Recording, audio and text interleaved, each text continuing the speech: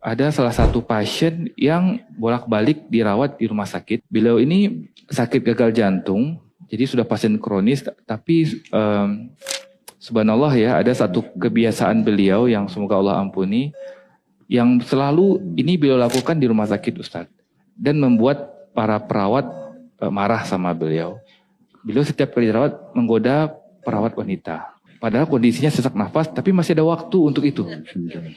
Pokoknya setiap dia masuk, pasti perawatnya nggak mau megang. Jadi tolong deh perawat laki-laki aja yang pegang. Karena ada juga momennya ketika beliau itu dirawat, nggak segan membuka auratnya dan memperlihatkan kepada perawat-perawat wanita. Dan itu nggak normal gitu, Ustaz. Dan terakhir, ketika di fase-fase terakhir perawatan beliau, ketika beliau wafat, masih seperti itu.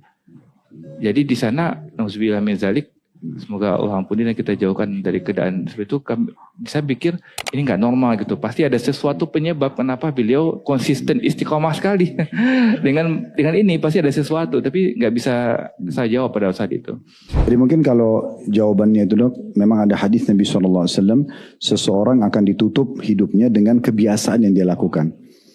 Jadi saya sering sampaikan di kajian, kalau kita mau tahu orang ini husnul khatimah atau su'ul khatimah, kita bisa lihat apa yang Allah tutup hidupnya. Atau beberapa hari sebelum dia meninggal dunia. Nah biasanya begitu.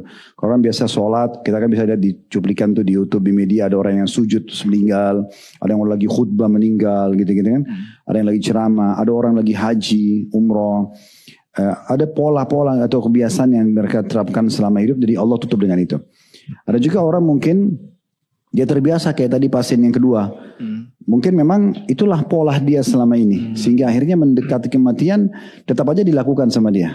Nah itu mungkin jawabannya di situ. Ada juga orang kadang-kadang dia mungkin semasa hidupnya terkenal orangnya sangat baik. Gitu kan. Mungkin begitu. Tapi ditutup oleh Allah SWT dengan kehidupan yang tidak baik. Itu mungkin karena dia cuma mengemas saja selama ini. Dia menutupi gitu kan, seakan-akan dia itu orang soleh atau soleha dengan penampilannya, tapi ternyata akhir hidupnya Allah buktikan. Nah, itu memang ada hadis yang berhubungan dengan masalah itu.